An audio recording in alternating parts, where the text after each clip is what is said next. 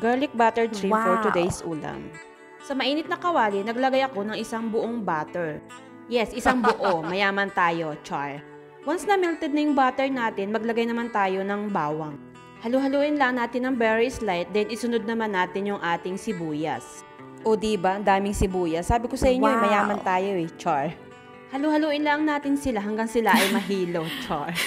O diba, sagana tayo sa mga ingredients. Ma-share ko lang guys, na alaala ko nung uwi ko ng Pilipinas, ramdam na ramdam ko yung mahal ng mga bilihin. Lalong-lalo na ang sibuyas. Dito sa Saudi, sobrang mura lang ng sibuyas. Kung ikukumpara sa pera natin is nasa 15 pesos lang per kilo. At once na nag-brown na ang ating sibuyas at bawang, pwede na nating ilagay yung ating shrimp. Bali 1 kilo yung ating hipon at nilinis ko na rin yung kanyang kinain or yung bituka sa pinakang likod niya. Naaalala ko pa nung maliliit kami, nakakatikim kami ng hipon kapag nagkana ng tain ng tatay namin sa ilog. At kapag nakahuli, isisigang ng nanay ko para may pangsabaw kami sa kanin. Siyempre, hindi magkakasya sa amin kapag ganitong luto ang ginawa ng nanay namin. 11 kami magkakapatid at hindi pa uso ng ampils, char. O diba, ang dami ko nang sinabi, hanggang ngayon naghahalo pa rin ako ng ating buttered garlic shrimp. Kung pwede nga lang magreklamo ang ating hipon.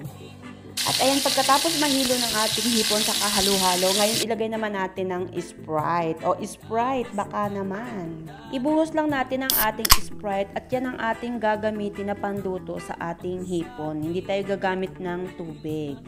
Nakakatikim na ako ng mga ganitong luto nung ako ay nangamuhan na sa bayan or nangatulong.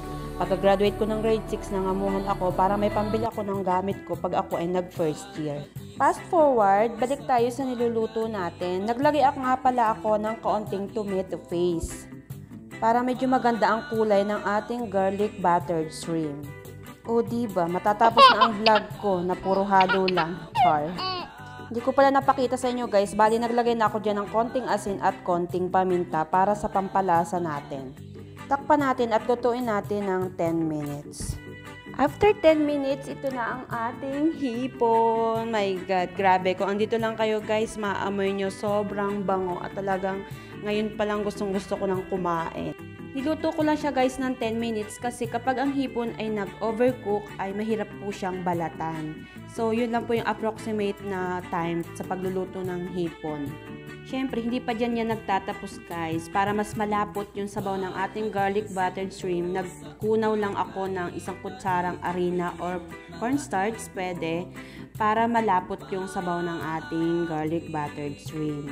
Bali, hindi ko siya binuhos lahat, utay-utay lang para matansya mo yung lapot na gusto mo dun sa ating sabaw. Kaya pala guys, ako nagluto ng garlic buttered shrimp kasi meron kaming bisita. Espesyal na bisita. Nagbakasyon kasi yung amo niya, kaya dito muna siya sa amin. Actually, dito naman talaga siya dati, kaya lang nag-asawa yung anak ng amo namin at siya yung kinuha na yaya. At ayan guys, luto na ang garlic buttered shrimp natin. Kain po tayo!